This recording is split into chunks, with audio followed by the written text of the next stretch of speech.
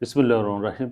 দর্শক, রাজনীতিতে শেষ কথা বলতে কোনো কিছু নেই, একটা কথা আছে না, সেরকম কথা কিন্তু প্রতিফলন হয়েছে গতকালকে তার আগের দিন, পরশুদিন কিন্তু এর ভিতরে এলডিপির যে প্রেসিডেন্ট সাদাত হোসেন সেলিম, উনি বিএনপিতে যোগ দিয়েছেন এবং লক্ষ্মীপুর থেকে উনি প্রার্থী হয়েছেন। এরপর দেখেন এলডিপি, যেটা ডক্টর অলি আহমেদ বীর বিক্রম, ওনার যে দল, যে এলডিপি, সেখান থেকে কিন্তু ওনার মহাসচিব রেদওয়ান আহমেদ, উনি কিন্তু বিএনপিতে যোগ দিয়েছেন এবং কুমিল্লা থেকে উনি নমিনেশন নিয়েছেন বিএনপি ধানের শীষের। সবচেয়ে অঘটন ঘটেছে সেটা হলো গণ অধিকারের সবচেয়ে পরিচিত মুখ, যেটা হলো সভাপতি হলো নূর আর সেক্রেটারি হলো রাশেদ। সেই রাশেদ খান গণ অধিকার ছেড়ে বিএনপির প্রাথমিক সদস্যপদ নিয়েছেন এবং বিএনপি থেকে উনি নমিনেশন নিয়েছেন, অর্থাৎ বিএনপিতে যোগদান করেছেন আজকে। এই জিনিসগুলো অঘটন ঘটতেছে।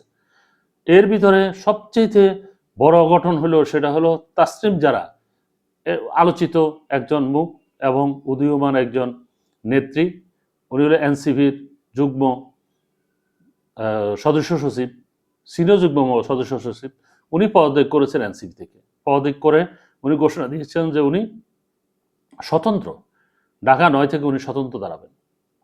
এখন আজকে হলো শনিবার, উনি আজকে বলছেন যে আগামীকালকে অর্থাৎ রবিবার, আগামীকালকের ভিতর উনি প্রায় ৫,০০০ লোকের স্বাক্ষর লাগবে এবং যেহেতু উনি স্বতন্ত্রতা দাঁড়িয়েছে 1% ভোট লাগবে, সেক্ষেত্রে ৫,০০০ লোকের ওনার লাগবে, স্বাক্ষর লাগবে।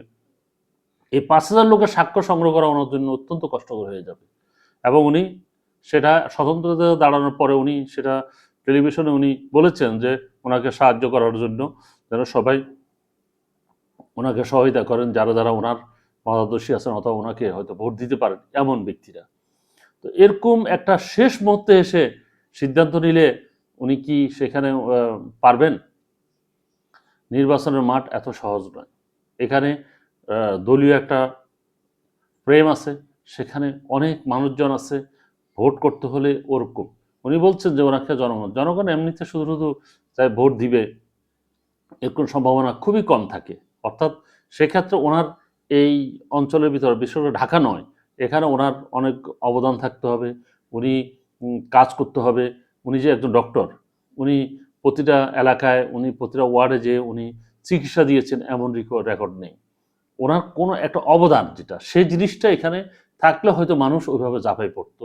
তারপর দেখা যাক হয়তো ওনার কারিশমাটিক কোনো কর্মকাণ্ডে কোনো কিছু করতে পারেন কিনা, চেষ্টা করুক। দর্শক, ভালো থাকবেন। আল্লাহ হাফেজ।